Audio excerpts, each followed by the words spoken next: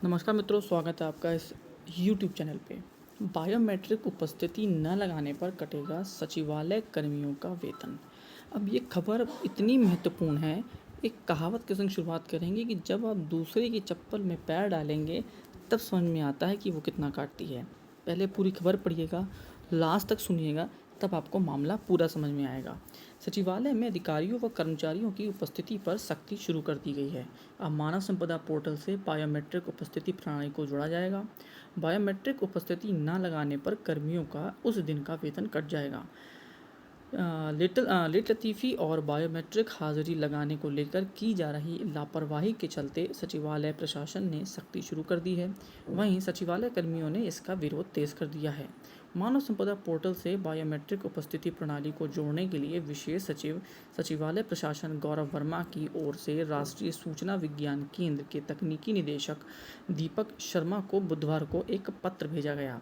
सचिवालय में 3,500 से अधिक अधिकारी व कर्मचारी कार्यरत हैं।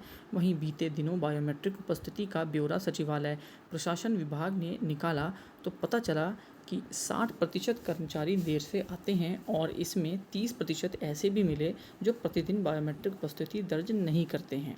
ऐसे में प्रमुख सचिव सचिवालय प्रशासन के रविंद्र नायक ने इस पर सख्त नाराज़गी जताई है और सभी विभागों को पत्र लिखकर ऐसे कर्मचारियों के खिलाफ कार्रवाई करने के भी निर्देश दिए हैं।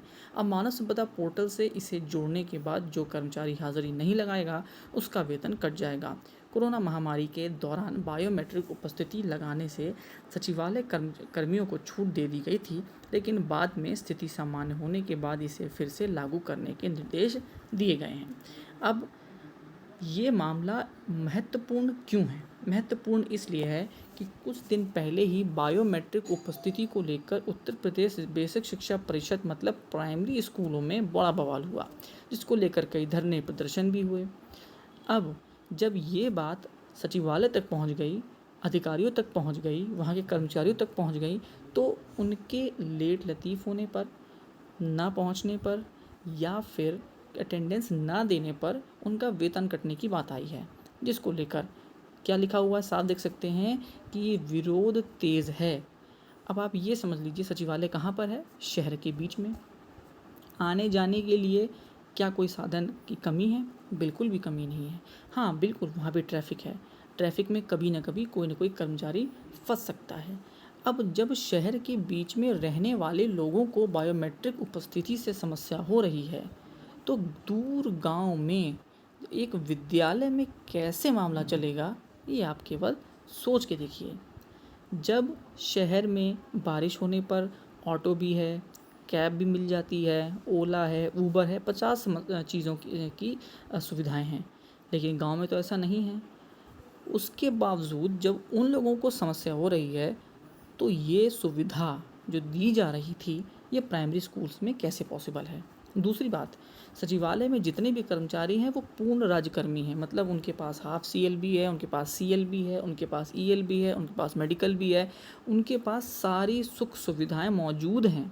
उसके बावजूद उनको दिक्कत है, जबकि प्राइमरी स्कूल्स में जब लगाया गया था तो मांग ये कर रखी गई थी कि आप बायोमेट्रिक अटेंडेंस लगा दीजिए, कोई समस्या नहीं है, लेकिन हमको निम्न सुविधाएं जो कि राज्यकर्मियों को मिलती हैं वो दे दी जाएं, जिसको लेकर सरकार ने अपने हाथ तो पीछे कर लिए, लेकिन ये सुविधाएं नहीं दी गई।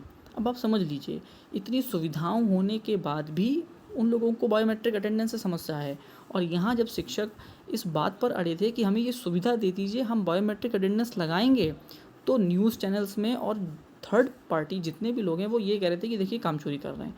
अब आप ये समझ लीजिए कितना डिफरेंस है लोगों की केवल सोच में।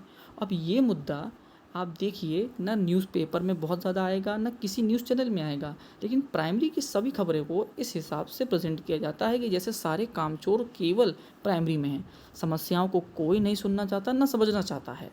अब केवल कंपेयर करके देखिए, सब सुविधाओं के संग लैस शहर के बीच में रहने वाले लोग बायोमेट्रिक अटेंडेंस के खिलाफ हैं, और प्राइमरी स्कूल्स जो कहाँ कहाँ विद्यालय हैं, कोई नदी पार कर रहा है तो कोई कीचड़ में घुस के जा रहा है, कैसे पहुँच रहा है, 10-10, 20-20, 70-70 किलोमीटर लोगों के दूर विद्यालय हैं, उनको बायोमेट्रिक में समस्या नहीं थी।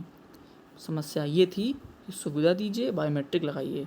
लेकिन सचिवालय में जब अपनी बारी आई तब वहाँ पर सारे पेंच खुल गए हैं। अब देखने वाली बात ये होगी कि क्या ये वाकई सचिवालय में लागू हो पाता है या फिर ठन गोपाला बन के ये भी साइड में रह जाता है। जो भी खबर आएगी वो आपको देखने के लिए मिलेगी। तो चैनल को सब्सक्राइब कर लीजिए। अगर कंटेंट अच्छा लगता है तो मित्रों तक शेयर भी किया करिए और कुछ कहना हो तो कमेंट ज़रूर करिएगा।